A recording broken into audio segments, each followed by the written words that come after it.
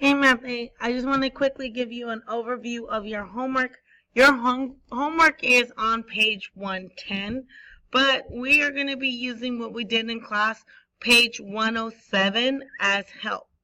Just a couple reminders, we were talking about things we already knew, acute angles, right angles, and obtuse angles. Some reminder is acute angles, angles have to have 90 degrees. So if you have an acute angle in a triangle, it will be less than 90 degrees. If you have a right angle in one of your triangles, it would be 90 degrees. And if you have an obtuse angle, one of your angles is greater than 90 degrees. Now here's some examples of these.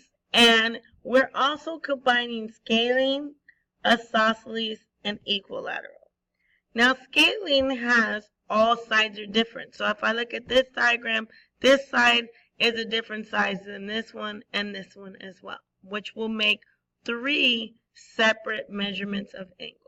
Say here, this one's longer than this one and this one. All 3 angles will be different, and as well as here. One thing I want you to notice, we'll start with the 90 degree, is we have a 90 degree angle, an L shape. Okay, that's what we'll start with. If it's an L shape, it's 90 degrees. If it's smaller than an L shape, it will be acute. If it's larger than the L shape, it's going to be obtuse, meaning 90 degree, larger than 90 degrees, but less than 180. Another thing we talked about today is that triangles equal to 180 degrees. Using this diagram on page 107, if you don't have all your triangles filled out, go ahead and pause. Fill this out on 107 because this is going to help you on your homework. Okay, so really quickly, we want to remember that triangles, all of the degrees is going to equal to 180. All angles are going to equal to 180.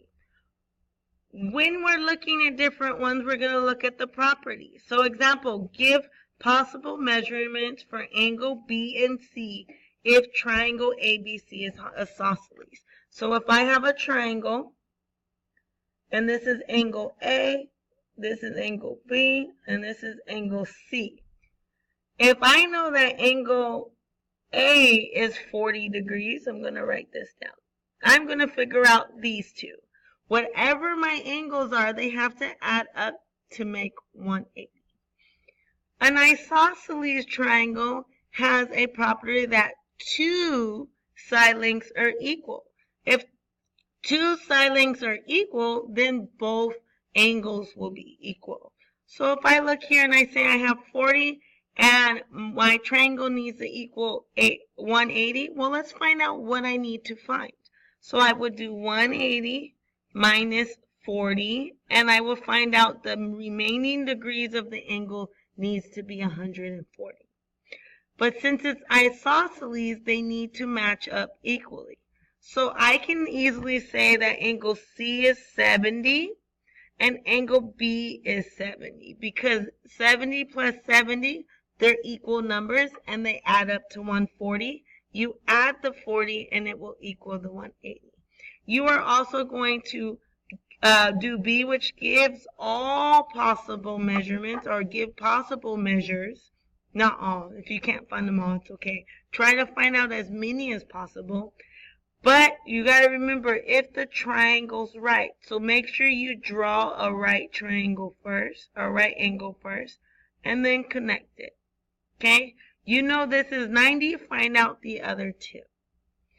For number 2, for each set, decide if it's a triangle whose angles have these measurements.